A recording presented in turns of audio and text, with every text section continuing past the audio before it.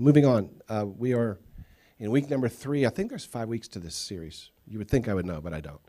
But I'm pretty sure it's 5, so that we're on week number 3. This is probably the most famous part of the book of Esther. It has the great quote in it from Mordecai that other people quote. It's a great part of it. But before we get to the story itself, I'm just going to ask you this. Have you ever noticed the timing of God? I had a quote from Corrie ten Boom a couple weeks ago that she said, God is never late, but he is seldom early. And that's a truth. That's very, very true. The other thing that's important to remember is the infinite God is never out of time. So even when you think he's done, he's not. But there's timing sometimes in our lives. Certain things happen at certain times. And oftentimes, I'm using the word time too much, it actually is showing him through that. God is shown through the timing in our lives oftentimes. And the book of Esther never explicitly mentions the word God. We've talked about that. And there's a reason for that. It was probably written by Mordecai. He wanted to be included in the Persian library, and he knew if he had all these things about the great God of Jehovah, it would never get included, so he left all that out. So you have to kind of read between the lines. But his presence is seen through the timing of the events that happen. Because everything happens just at the right time throughout the book of Esther, even when you think it hasn't. So there's a proverb about that. The heart of a man plans his way, but the Lord determines his steps. So God is always in charge and moving in the background, and if we don't pay attention, we'll sometimes miss it. Timing is everything. It's the space between the events. Here's a quote for you from Claude Debussy, which if you ever took piano, you played some of his stuff. He's a French composer. He says this, I love this quote. Are you guys allergic to me? Did I check my cologne? All right. Music is not the notes. Music is found in the space between the notes. And my Victoria says, I don't fully understand that quote. Well, let me put it this way. If you played all the notes to the song at once, it would just be noise.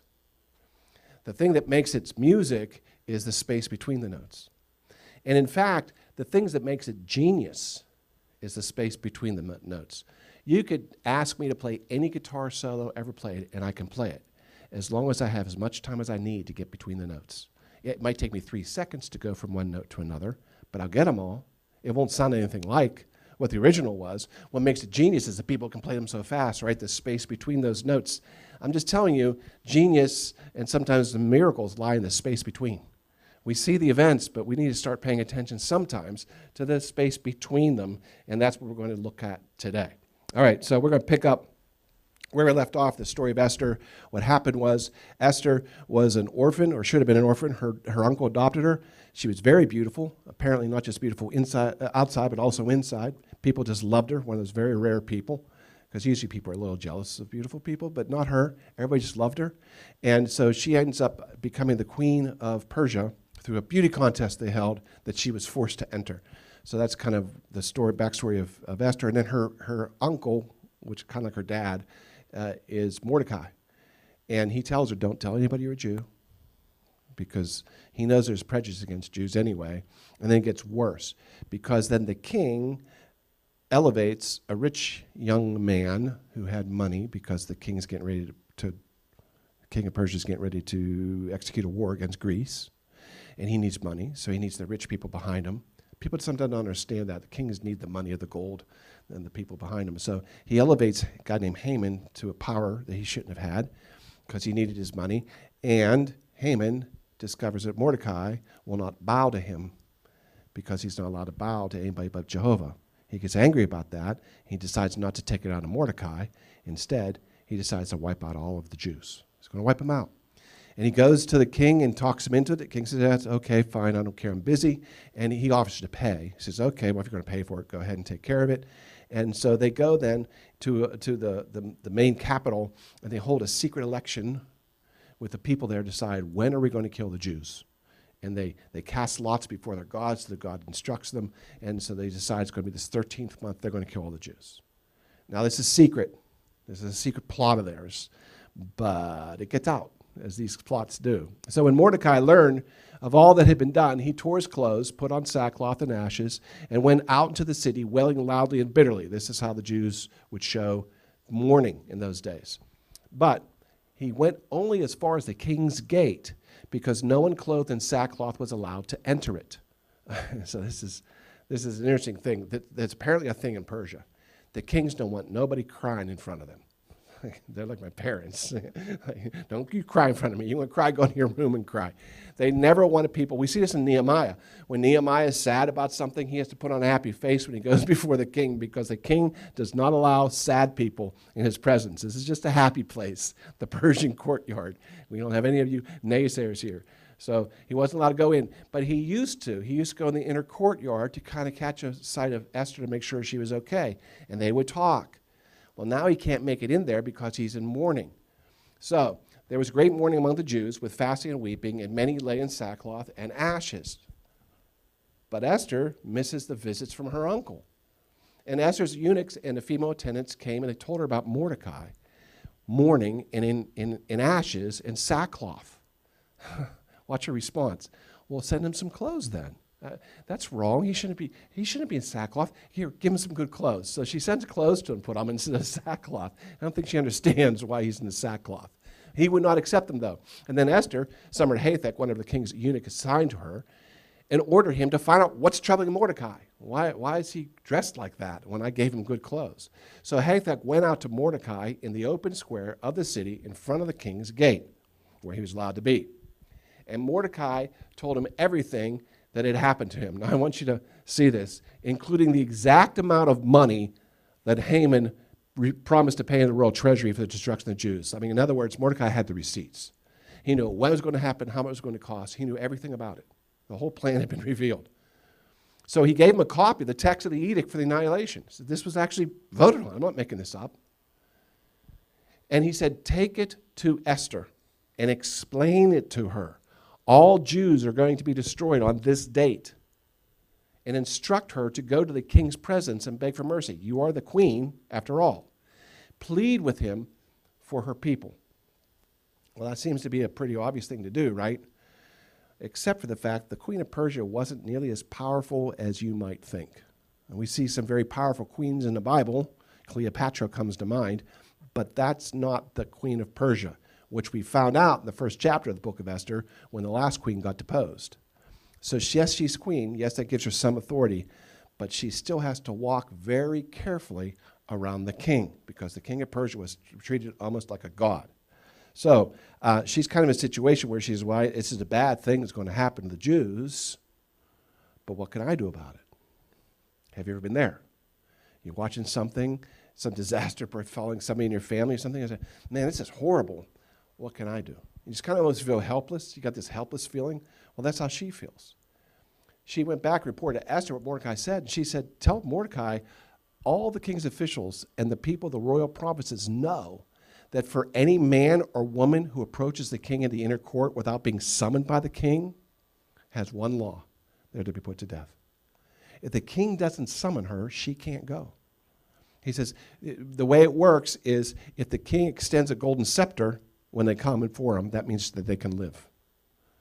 And if they don't, then the guards come and drag them out and kill them. And then she says this, it's been 30 days since he last called for me. So what's he doing? Well, he's preparing his attack. He's planning his invasion of Greece. He doesn't have time for conjugal visits even. He's so busy. And so she says, I haven't even been in front of my husband, the king, in 30 days. I can't go now. It could be the end. So I'm sorry. There's nothing I can do. It's not as simple as you think, right? And this is kind of a thing that I think that we all fall back on sometimes. Listen, I'm guilty of this too. This is me too, but I'm just going to tell you, Christians in America, we keep praying to God for an easy life.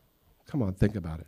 When anything goes wrong in your life, even a little bit, we're right there with God, you know. We're complaining to God about the dog in our house right now, not being obedient enough. We complain about every little thing. And I'm not saying some of you don't have real reasons to pray, but we're always praying, help at work, you know, help us there. Let's find this. Let's get this car. Let's get this house. Can you help us get this job? I have a cold. Can you help me with my sneeze? Whatever little thing. We don't want hardship in our lives. We don't. But I think we're kind of missing the point a little bit there, right? Because we're always praying for an easy life, but we need to understand that God's miracles usually takes place in times of crisis. So we pray for God's miracle in our lives, but we don't want the crisis that needs the miracle. That's not how it works. God put us on this earth to go through the life, and we're here to pray for miracles, and we don't need to avoid these situations that put us in situations where we need to have miracles. But that's kind of where we are, and that's just how we are, and I'm that way too. And that's how Esther is. I don't want to deal with this.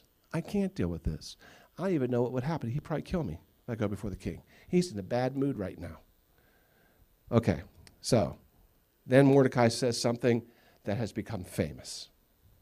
Mordecai tells Esther, actually he's talking to somebody to go to Esther. Go tell Esther this. Do not think in your heart you're going to escape the king's palace any more than any other Jew. You don't think once they find out you're a Jew, they're going to kill you too? For if you remain completely silent at this time, watch this, relief and deliverance will arise for the Jews from another place. God's going to take care of his people, whether you do it or not. God will do that. But you and your family's house will be wiped from the face of the earth. Meaning, no one will remember who you are. You'll be a nobody. Your whole family will be a nobody. You'll have nothing to leave history.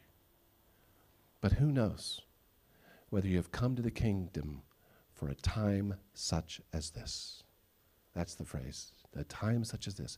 Maybe you're here for a time such as this.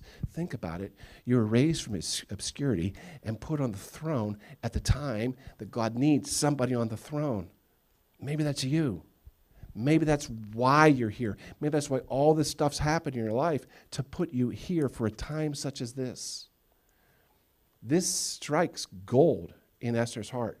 She hears these words, and she's instantly almost changed by them. He changes her mind with this. But I want to talk to you a little bit about this whole idea that your family's name shall perish. You'll be forgotten. What she is about to do is not because she's worried about her family's name. I don't know. When you guys grew up, did your parents ever talk to you about keeping your family's name? I don't know if that's a thing anymore. It used to be. Don't you embarrass your family's name like this, right? That was a thing when I grew up. That's the thing. Don't embarrass your family like this. That's not what is happening here with Esther. What's happening here with Esther is something much deeper than that, because it goes to exactly what happens next, and that is Esther's focus shifts from a self-preservation to spiritual legacy. She stops worrying about herself, and she starts worrying about her descendants, and she doesn't have them yet. She has no children yet. She will. And Mordecai is challenging her, what are you going to leave to them? You see, there's a promise that was given to the Jews in Deuteronomy. It was this: therefore know that the Lord your God, he is God, the faithful God who keeps his covenant and mercy for 1,000 generations for those who love him and keep his commandments. 1,000 generations. If you do the right thing here, you will be remembered for 1,000 generations, because God will bless your descendants. But there's another side of this, because there always are. For I, the Lord your God, am a jealous God, visiting the sins of the fathers upon the children to the third and fourth generations. So you see, Esther has a choice here. What kind of an ancestor are you going to be? You can be the one who loves God and does what he wants you to do, even in the midst of personal sacrifice. Or you could be the one who hears God calling you to tell you to do something and you ignore him. See, because if you know there's something you should do and you don't do it, that's sin. That's what the Bible says. So what are you going to do, Esther? Because you can have that sin passed down for 3 to 4 generations, or you can have a blessing passed down for 1,000 generations. How are you going to react? What's going to happen to your descendants? See, we all have that decision to make. What's going to happen to the people behind us? What do we leave behind? Not physically, spiritually. So she reaches for the faith. And watch this. She says, okay. Like instantly, her mind has changed. And she starts thinking, I need to stop worrying what's going to happen to me personally. I need to start worrying what's going to happen to the descendants. In fact, all the Jews. I mean, she's actually talking now about a genocide for an entire nation. So Esther told them to reply this to Mordecai. Okay, go, tell him to gather all the Jews who are present around here and fast for me, neither eat nor drink for 3 days, night or day. And my maids and I will fast likewise. And then I will go to the king, even though it's against the law. And if I die, I die. Now again, the scripture here is telling us they're fasting, but read between the lines, they're fasting and praying. They can't say praying, so fasting and praying. You don't fast without praying. Fast. Fast and pray, because what I'm going to do might kill me, or it might save the Jews. So we need to fast and we need to pray. She has now kind of changed her way of looking at things. So it's kind of, sometimes we need to ask ourselves, are we living in a way that builds a godly legacy for those who come after us? Because that's what she's decided. If I die, I die. But at least I'm going to die trying to do something for those after me, right? So through prayer and fasting, she transforms from fearful to fearless. I mean, that's pretty fearless when you say, if I die, I die. What happened? Well, there's a scripture, the path of the godly leads to life, so why fear death? This is the Living Bible translation, by the way. I just love the way they put it. This is what she realizes. She realizes, I'm going to be with the Lord. This life isn't all there is. Once you kind of reframe your world like that, it's amazing what you can face once death's off the table, right? And in the New Testament, Paul, writing his protege, says this, look, God's not given us a spirit of fear, but of power and of love and of a sound mind. Have you noticed that when you're afraid, your mind is not sound? It's just all over the place. When you're really, really afraid of something, oh my God, oh no, oh my God, oh my God, oh my God, oh my God, you can't think anything. That is not a sound mind. That's not coming from God. God says, he said, I'm going to give you not a spirit of fear, I'm going to give you power, I'm going to give you love and a sound mind. God's power infuses you. He reminds you he loves you, and suddenly the light, everything gets clear. And you can think, like, wait a minute, I know what to do. And I believe what actually happens to Esther, again, we don't see it in the text, I believe she's actually given a vision from the Lord of what to do and what's going to happen. And the reason I think that is because what happens next is weird. I mean, it really is weird. What she does next is weird. And that tells me that's God's plan. Because I don't know if you've noticed in the Bible, God's plans are always weird. They don't make any sense. You know, if you look at God's plans as they execute in the Bible, it's like, that doesn't make sense. You should read some of David's battles. It's like, why would you do that? Because God told him to. Okay, it worked. You know, all throughout the Bible. Who would have thought? And he loves to do these things that just confound the wisdom of humans. And that's what's going to happen next. I'm going to warn you right now. What she does next doesn't make sense. That's because I believe God visited her and said, okay, Esther, we're on the same page. Okay, so here we go. Now, as it happened, on the third day, that's after 3 days of fasting, that Esther puts on her royal robes and stood in the inner court of the king's palace, across from the king's house, while the king sat on his royal throne in the royal house, thinking royal thoughts and eating royal potato chips. I mean, it's just everything's royal, right? He's got his own little king, and he's sitting there, and she's standing in the courtyard, you know, and he notices her. So when it is that the king saw Queen Esther standing in the court, that she found favor in his sight, he sees Esther, and he lifts up that golden scepter and holds it out. And so she comes up, and she touches the top of the scepter. That lets all the guards know, he said I can come. So that's it. And he's actually happy to see her. He probably could use a break. You know, plan of destruction, the Greeks takes a lot out of you. But I believe a plan had been given to her. And we see this kind of start here. He says, what do you wish, Queen Esther? What is your request? It shall be given to you, up to half my kingdom. Now, that's just an expression. She couldn't have asked for half his kingdom. But he's saying, I'll be generous, up to half my kingdom. That's as much as I give you, and still be king, right? He says, whatever you want, let me know. And so what does she want? Well, what she wants is you not to kill my family. That's not what she says, though. She says, well, if it pleases the king, let the king and Haman come today to the banquet I prepared for him. The king and Haman. You know that guy's trying to kill me? She wants him there, too? Of all the things. You would think if she's going to say nasty things about Haman and try to turn the king to her side, she wouldn't want Haman anywhere near her. But no, God told her, no, invite him too. So invite the king and this guy to a banquet that you prepare. This is a feast that she has had her servants prepare in advance, right? It's ready to go. Would you join me for dinner and bring your chief advisor, Haman, with you? So, okay, sure. Bring Haman quickly. He may do as Esther has said. And they went to eat together. All of them went to eat. This is exciting. I'm going to have some food. And at the banquet of wine, in other words, when he's good and drunk, he says, now what is your petition? I mean it. I'll give you whatever you want. What do you want? And watch what she says. My petition, my request is this. If I have found favor in the sight of the king, then let the king and Haman come into another banquet, which I will prepare for them. And then I'll make my request. So we're going to feed these guys twice? Not once, but twice? Why 2 banquets? These things bother me. I don't know if they bother you. These kind of things just trouble me, you know. And I spend a lot of time on this. Why? Why, Lord, why? Why 2 banquets? And I believe the reason why 2 banquets is because God is working, is why. And it's going to take 2 banquets. There's a proverb that says this, through patience, a ruler can be persuaded. A gentle tongue can break a bone. The king is proud. We know that. We've seen it. He can't just reverse himself. He can't just say, oh, I changed my mind. In fact, by law, a Persian king can't reverse himself. Cannot. So God knows, and Esther knows because God knows, that she can't just go in and make her demand. She's going to have to follow God's plan. And God's saying, have 2 banquets. The first one sets up the second one. Why do we have 2? Because God's going to work between the 2 banquets. It's between the events that God's moving. God's timing is between the spaces. See, after the first, the king would have spared Esther's life. At the end of that first meal, she could have said, by the way, Haman wants to kill me because I'm a Jew. And he'd look at him and say, you're not going to kill my queen. Okay, no, your majesty, of course not her. She could have gotten that done after the first banquet. But that's not what God wants.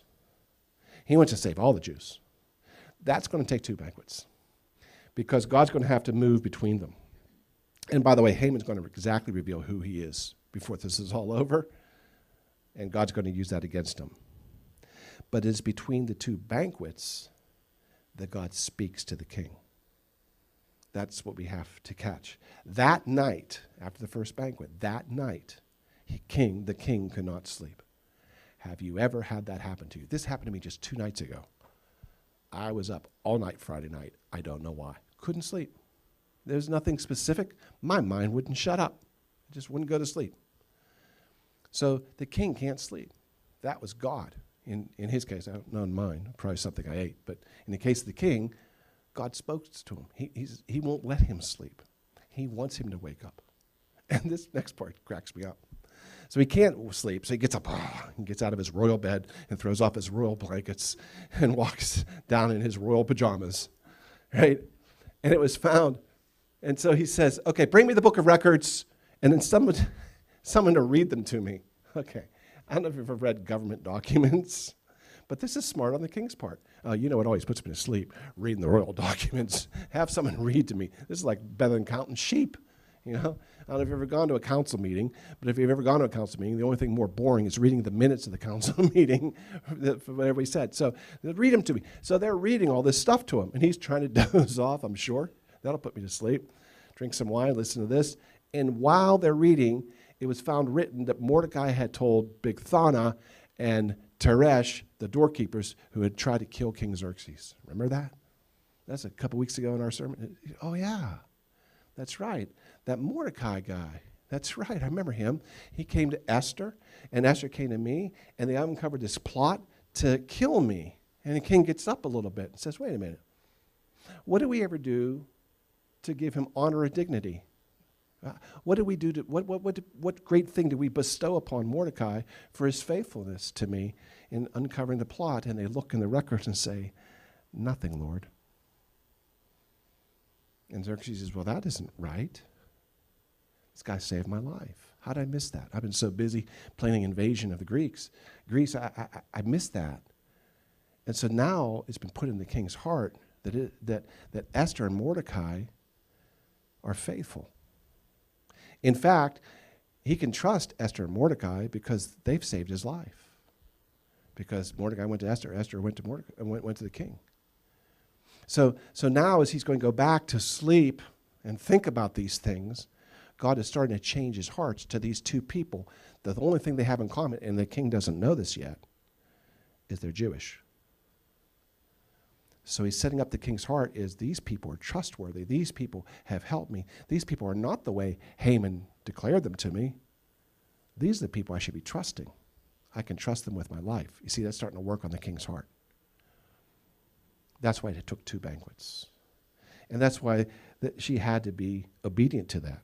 Are we confident enough in our faith to leave God time to speak? Right? Because sometimes we say, okay, God, I got 5 minutes here, and then I got to do this. Are we confident enough to say, you know what? I'm going to make time for God to speak. I'm going to give space for God to move because I want to make sure that I'm with him. And say, well, I don't know if I'm with him. That's the problem. I don't know it. Well, I got to tell you something.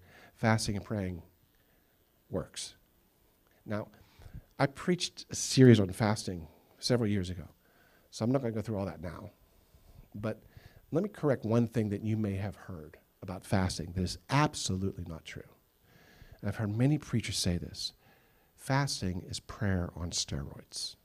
That's not true. What they mean by that is if you want to get your prayer answered, fast. Because if there's one thing that will turn God's mind to you, it's a hunger strike by one of his kids. I'm going to hold my breath until I turn blue if you don't do something. I'm going to starve myself until you do what I want. That's not what fasting is. Fasting is not so we can bend God to our will. Fasting is so we're bent to God's will. Fasting is a great thing to do if you're trying to know what God wants. It's a horrible thing to do if you're trying to make God do what you want him to do. Just so you know. Fasting and praying is great for direction. See, the point of fasting is you're made up of body, soul, and spirit.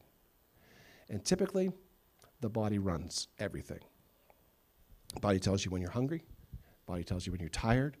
The body tells you all kinds of things, and we just do what the body wants, typically. The Bible refers to it as living by the flesh. What the body wants, the body gets.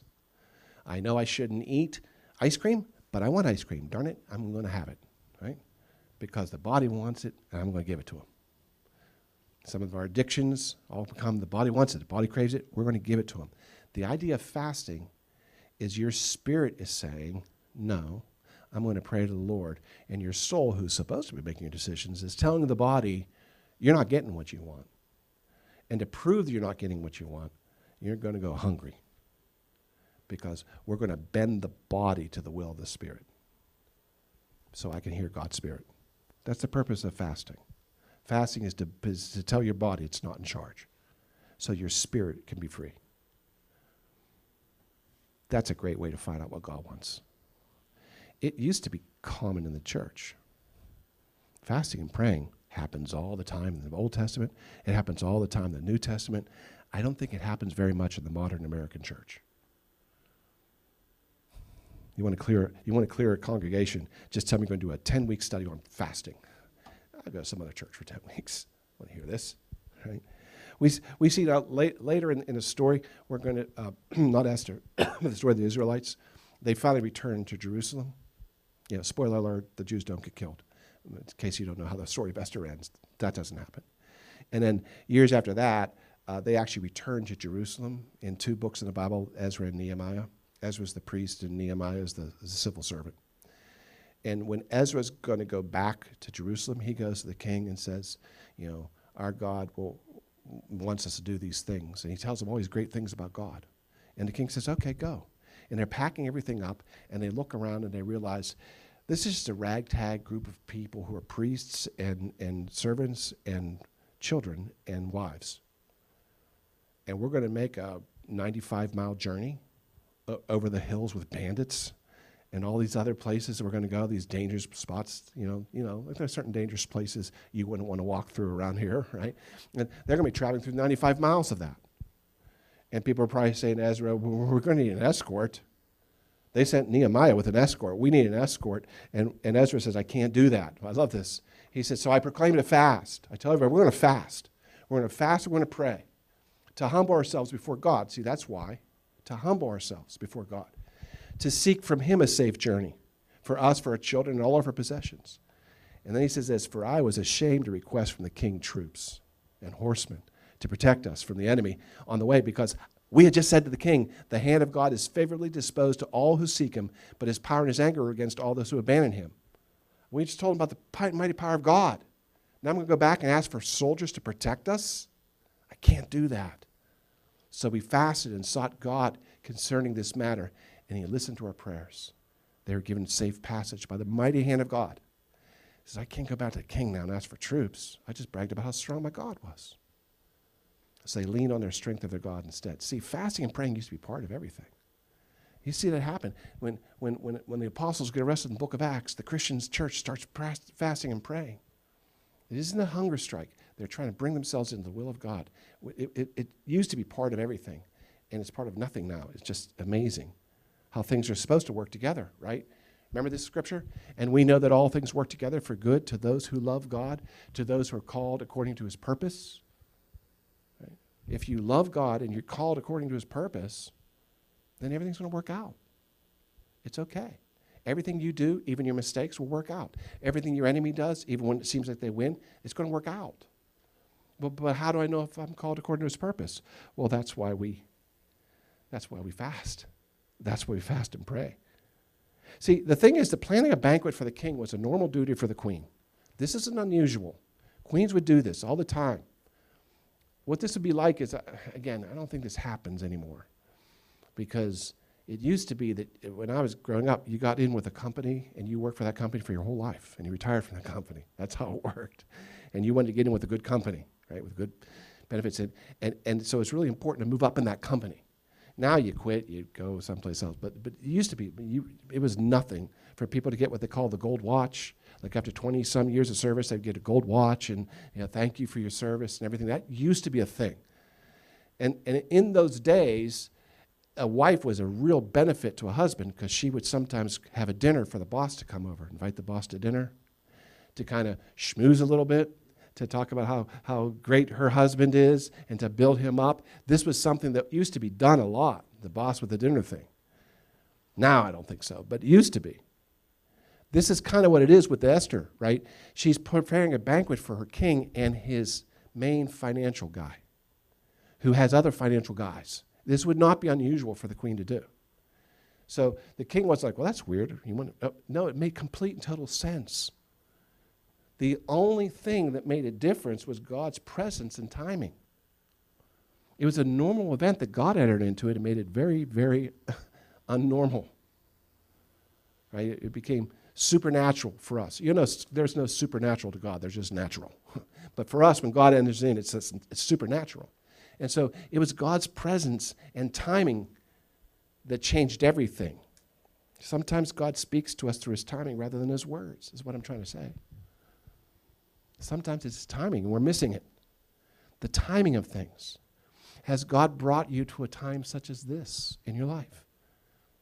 Are you uniquely qualified for something that he's calling you to do? It might be small. It might seem trivial. But has he called you to it? See, I think you're all uniquely qualified for something, and I think God puts us in a time for what he wants to accomplish with us in our lives. Sometimes we see it, sometimes we don't. We had a moment like this happen a couple years ago, when we woke up when Russia had invaded Ukraine. Victoria's ripped open because of this. She's crying. I've been to Ukraine a few times, but nothing like living there. But I had this feeling, what can I do? Kind of like Esther, when he says, going to kill the Jews, and Esther said, what can I do? Right? I had this feeling, what can I do? What can we do? You want to do something.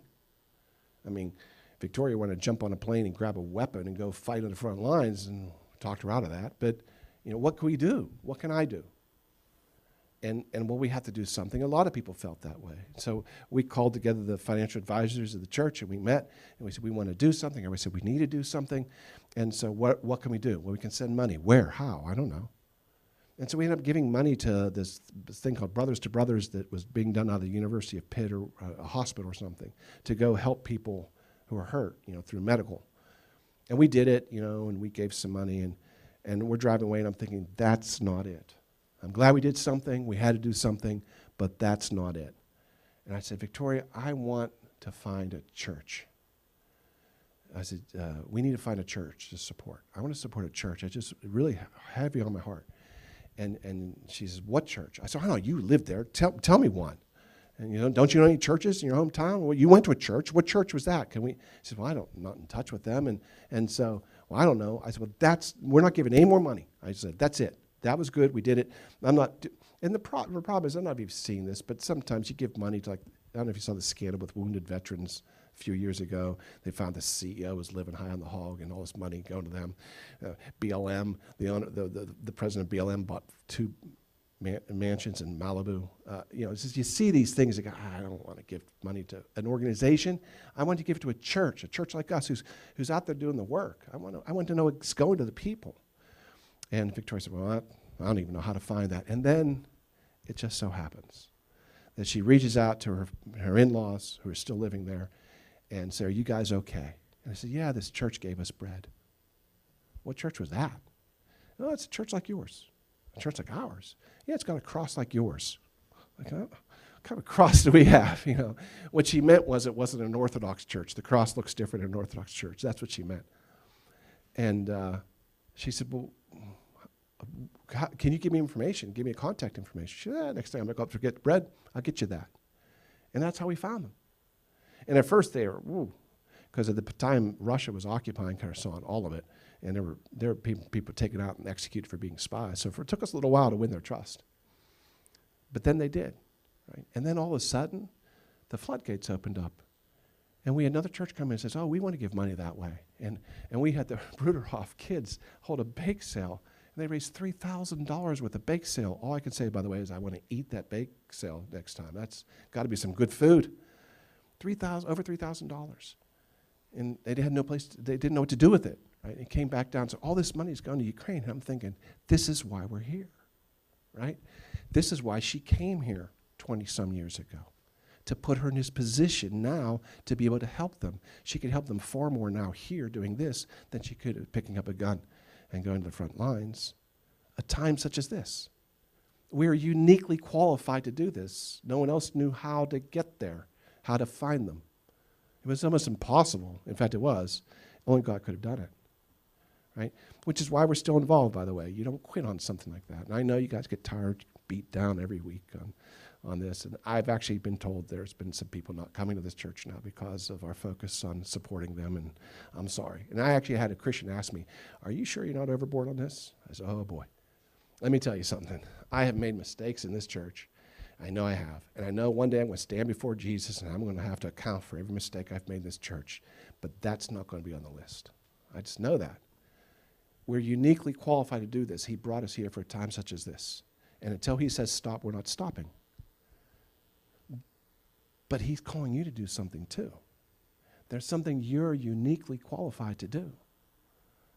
And he brings you into that moment for a time such as this. And you can either choose to do it and have blessings passed on for 1,000 generations, or you can choose to ignore it. That's your choice. How is God speaking to you in your life? Watch the situation. What about a time such as this that God is speaking to you about right now?